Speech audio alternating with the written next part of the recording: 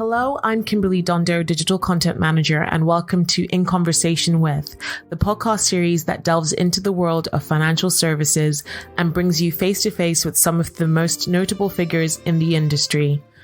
Listen as we discuss topics that are currently facing the industry and hear from visionary CEOs to disruptive innovators as we bring you a diverse array of voices and perspectives. We'll explore the challenges they faced, the lessons they've learned, and the insights they have to share about the ever-evolving landscape of financial services. Hello, I'm Lois Vallely, Chief Reporter for Money Marketing, and today I am joined by Kerry Seymour, who is a clinical hypnotherapist and mental health trainer. Kerry, thank you so much for joining me. You're very welcome, Lois. So maybe you could start off just telling us a bit about yourself and what you do. Yeah, sure. So I'd say mental health really is what I do, and I've always been interested in kind of mental health and well-being and psychology, right from studying psychology back at university is probably what really kicked it off. And I think back at uni, just kind of learning how our mind works and all of that behavioural stuff and all of the theories around mental ill health as well. I find it just so interesting. And I think when I was at university, the plan was to eventually become a clinical psychologist. But I think once I'd done my undergraduate, I was a little bit bored of kind of studying, wanted to earn some money.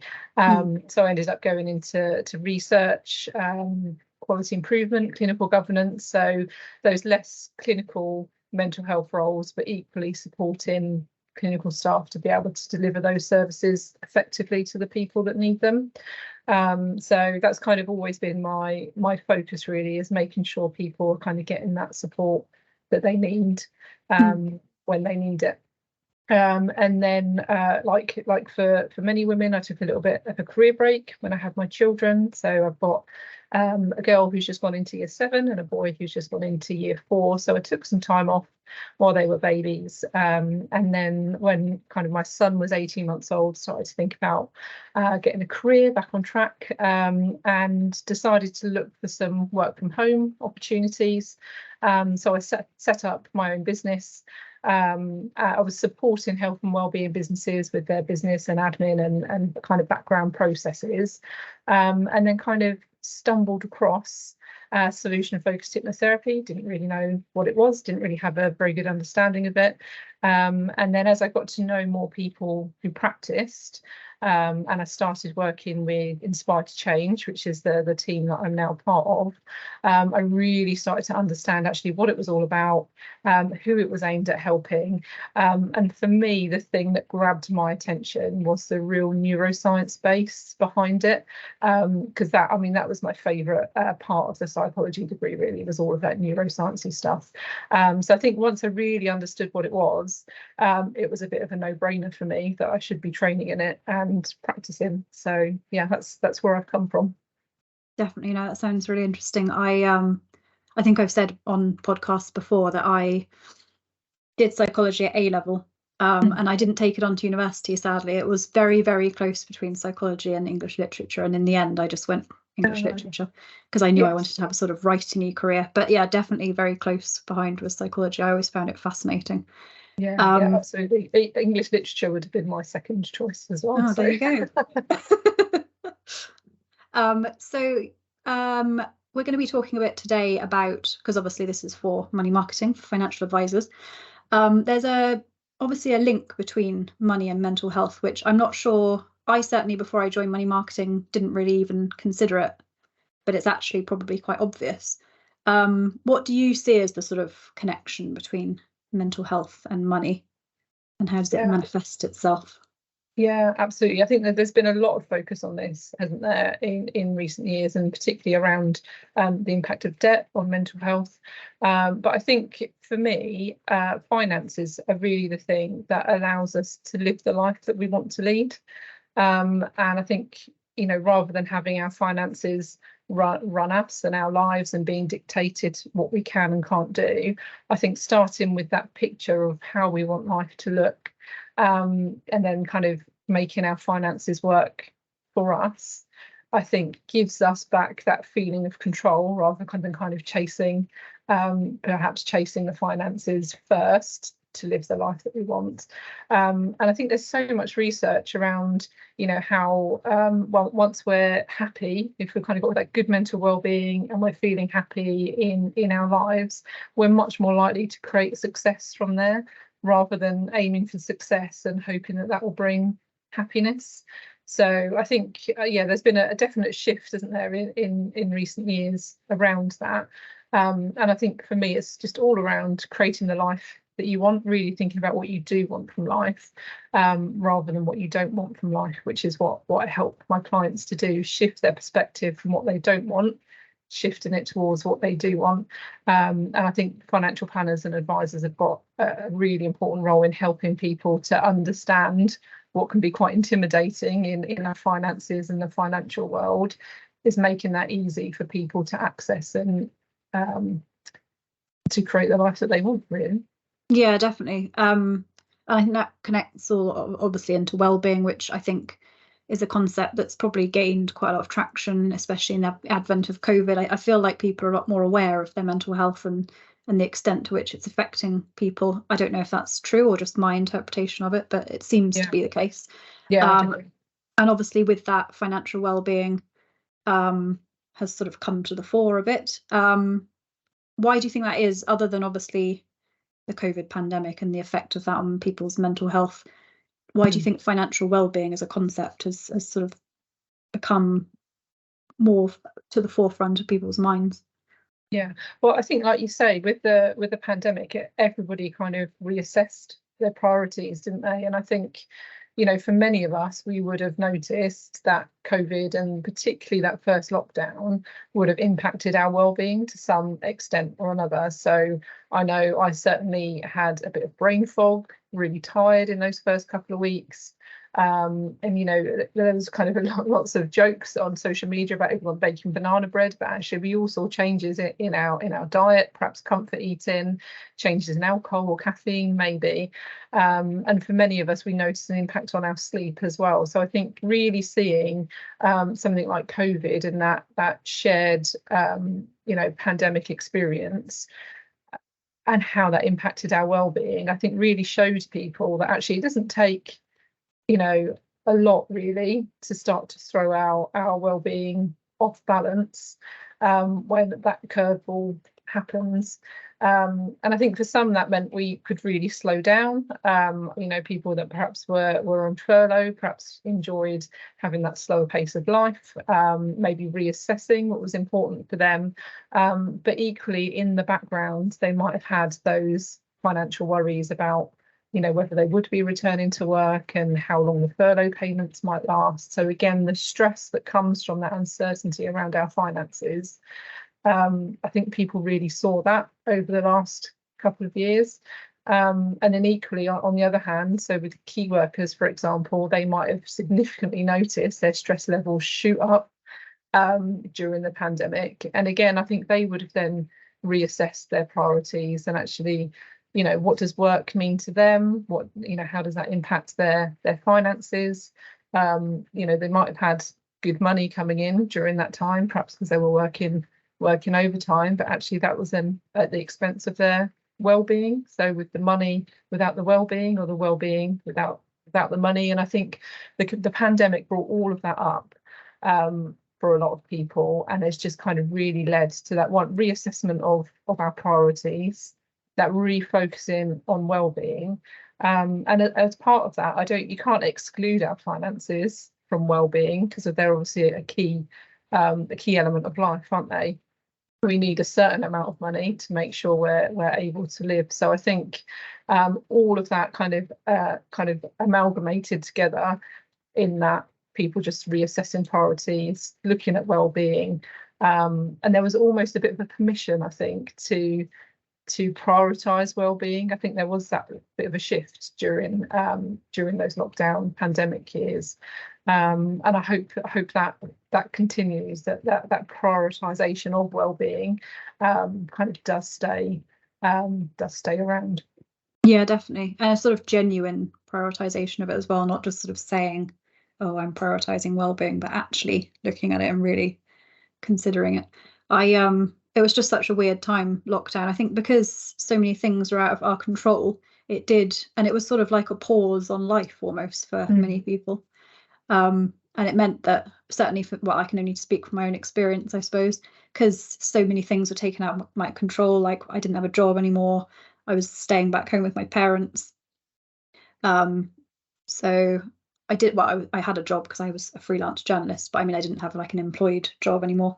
Yes, so it really allowed me to sort of stop and reassess my priorities. So yeah, I see what you're saying. Yeah, absolutely.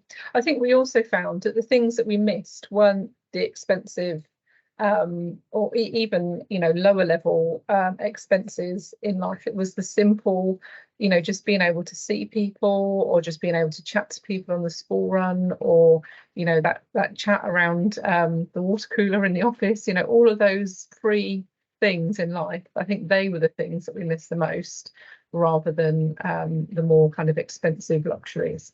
Yeah, definitely. No, totally agree. I was looking back at all photos of being in the office and stuff and hanging out with my colleagues, hanging out with my friends, and really missing that whole thing, and didn't really spend any money doing that. So yeah, definitely agree. So you've already you mentioned it there about the role that financial advisors have, but if you could maybe go into a bit more detail on how much of a role you think financial advisors have to play in helping increase people's financial well-being, and what they can do. Yeah, absolutely. And I think I mentioned earlier, I think for a lot of people, finances or the financial world, so it might feel like a bit of a mystery, or maybe to some even a bit scary or intimidating. And I think there's often that fear around asking the silly question, or feeling like it's not for you because you haven't got a certain amount of wealth.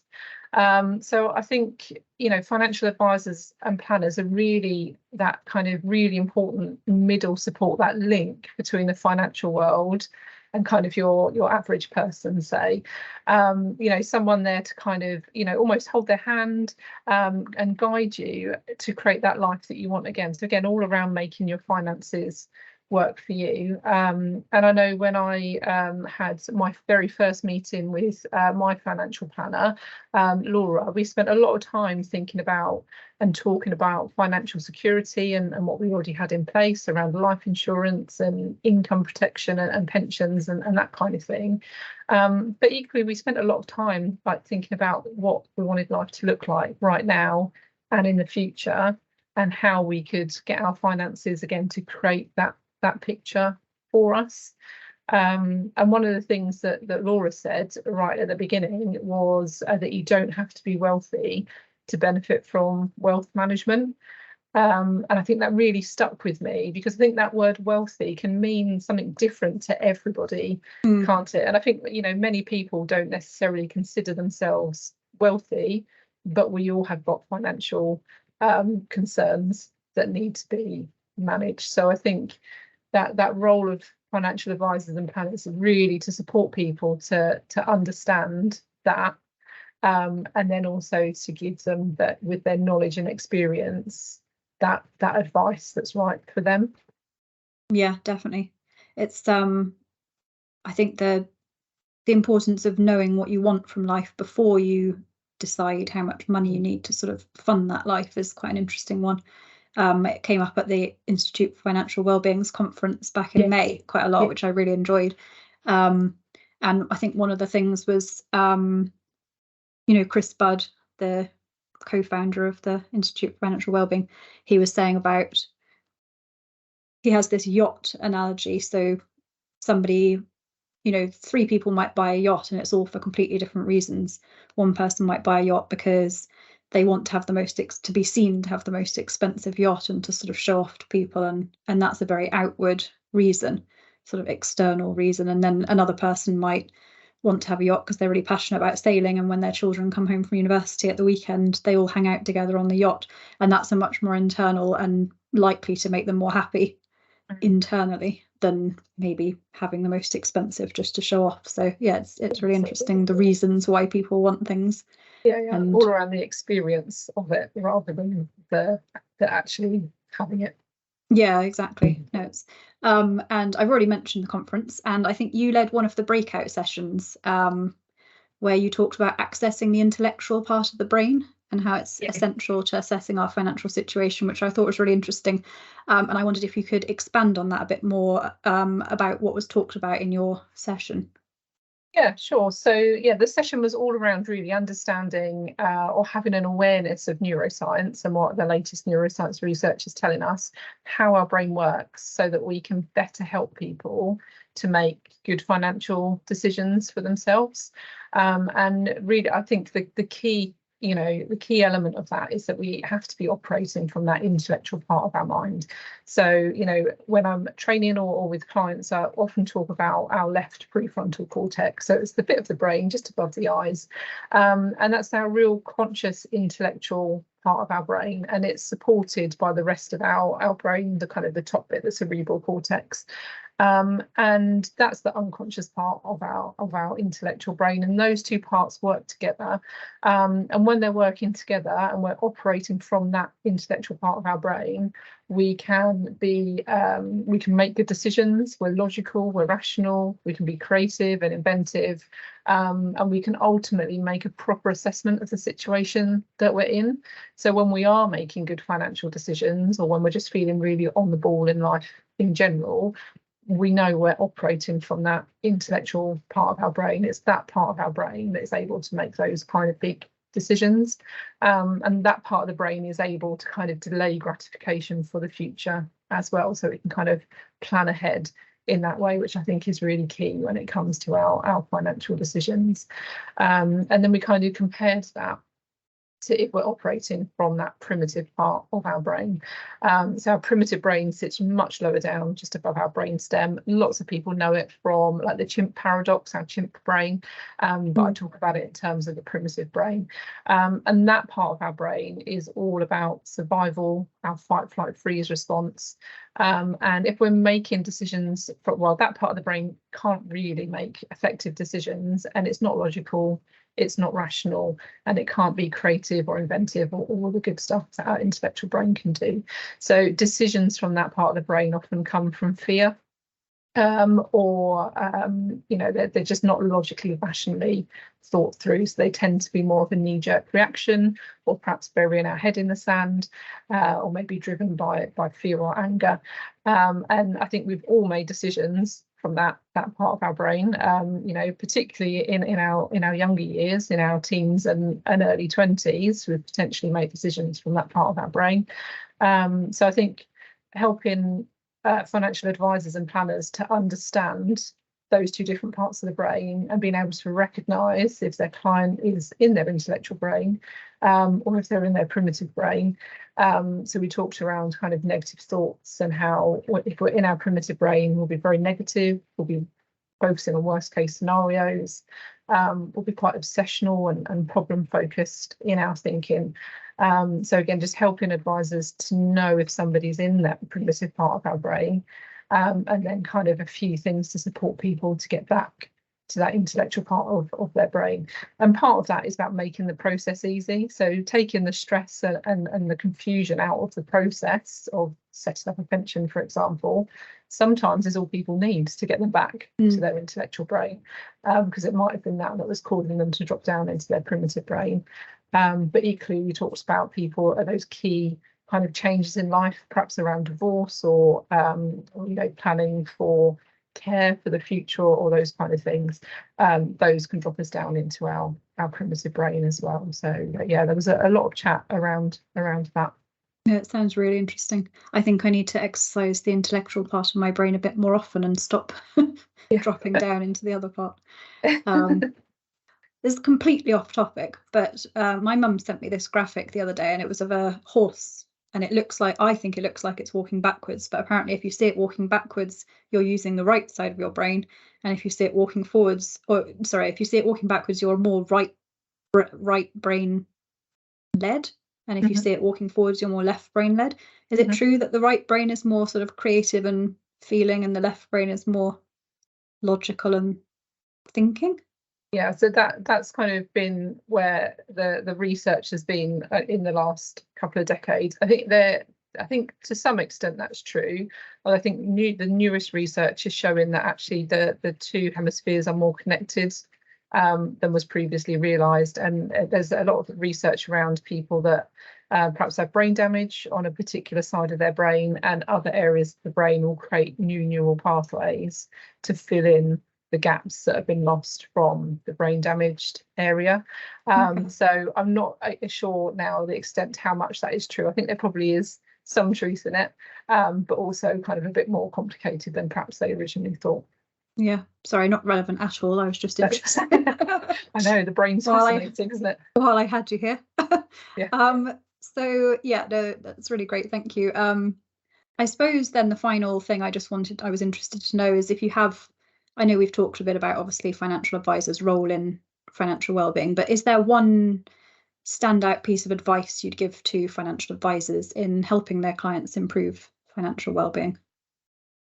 Yeah, I think it's having that awareness, I think, of how our brain works, just doing a little bit of research on that, and having that awareness of how our intellectual brain works. So there were some tips that I took the group through at the conference, just some really simple things that advisors can do to help people to be in that intellectual part of their brain during consultations. And it's often things that actually they're probably doing already, but they don't realise how important the things that they're just doing just because they're good at their job, how important they are for helping people to be in that part of the brain. So a couple of things that I mentioned.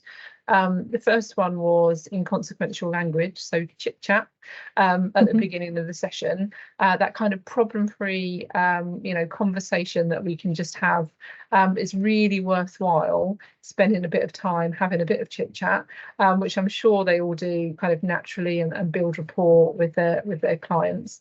But just understand that kind of that problem-free conversation helps us to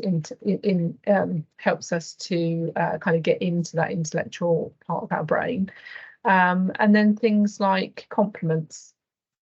So whether that's just on, I know our financial planner came to our house, so whether that's just about a compliment on kind of your interior design, or compliments on how you've organised your finances and how organised the folder is, those kind of little compliments make people feel good. So again, they put people into their intellectual minds when we give compliments. And again, I'm sure there's many people that do that but don't necessarily realise how beneficial it is. And then one of the other things we talked about was asking people what's been good, or asking people to reflect on what's going well, because I guess there's the potential for a lot of, well, this isn't going well, or I'm feeling really stressed about this. But again, just encouraging people, either a general what's been good in life question, what's been good this week, or what's going well with your finances, and shifting people towards that really helps them to access that intellectual part of their brain. So I think those kind of just little tweaks, or putting extra emphasis on things that they might already naturally be doing, to really encourage that intellectual brain kind of access, I think would be my main tip for financial advisors, as well as tip 2 would be to prioritise their well-being as well. Perfect. Really interesting. I think there's quite a lot of crossover with journalism there, because obviously we interview a lot of people and are sort of, not to give away journalist secrets, but we obviously, I just enjoy chatting to people anyway, and I would anyway, but it is obviously a good practice for before you're going to interview someone, so that you don't immediately put them on the defensive and just sort of dive straight in with the really tough questions, because then they're likely to shut down. I imagine it's because they've gone into their, what was it called, primitive brain? Primitive brain, yeah. Primitive brain, yeah. It's a really interesting sort of crossover between journalism and financial planning. Yeah, absolutely. But yeah, all really interesting stuff. Thank you so much. That's probably all we've got time for today, but I've really enjoyed chatting to you, Kerry. Thank you so much for joining me. You're very welcome. Thank you for having me. Thank you for listening to In Conversation With. We do hope that you enjoyed it. Please do keep up to date with all our new releases via Podbean, Apple Podcasts, Spotify, and everywhere else you get your podcasts from. You can also keep up to date with all our new content published on the Money Marketing website, as well as our print edition Money Marketing magazine. So make sure to subscribe. Follow us on Twitter, LinkedIn, Facebook, and Instagram. See you next time.